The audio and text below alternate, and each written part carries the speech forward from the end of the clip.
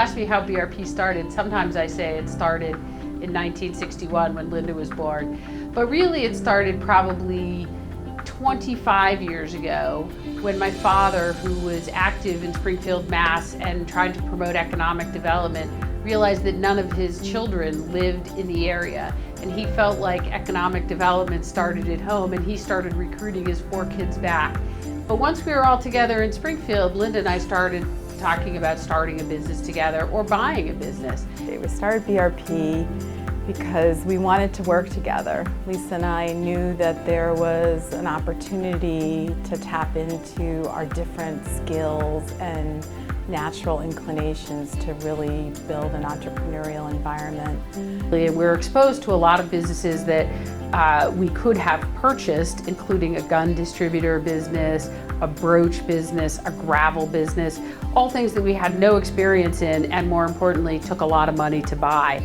And I always wanted to do something creative with my sister. I watched her career in insurance, and she just loved what she was doing from day one, when she got her job right out of college, till when I traveled with her on a business trip, till when she took her last job in this area before we started the company. She was just so jazzed by it, and I love that about her.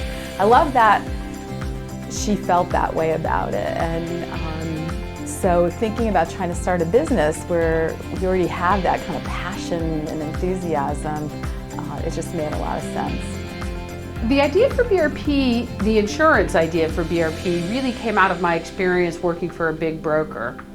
All the carriers had a minimum premium for E&O of $15,000 or $25,000, and that just seemed really high to me, that there must be a huge world of companies who needed E&O but weren't going to pay $15,000 for it.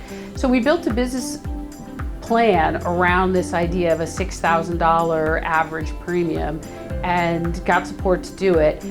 What I didn't realize was that there was a lot of people playing in that space.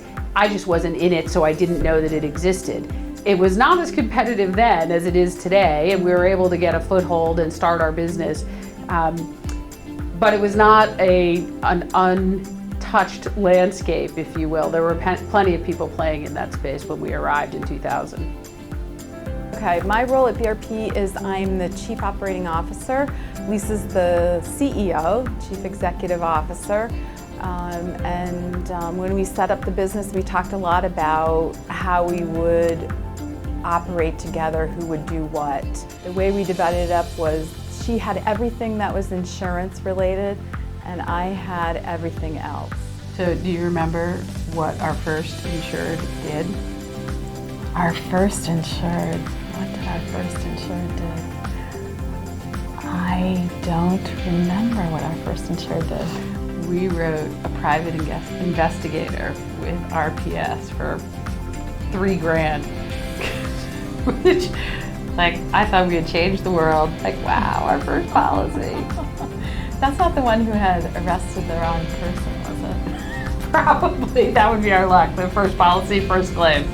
No, we actually went pretty deep before we had our first claim. It was in the first year, but we had had enough momentum that I didn't panic on the first claim. Yeah, I remember when it came in. The whole office just stopped.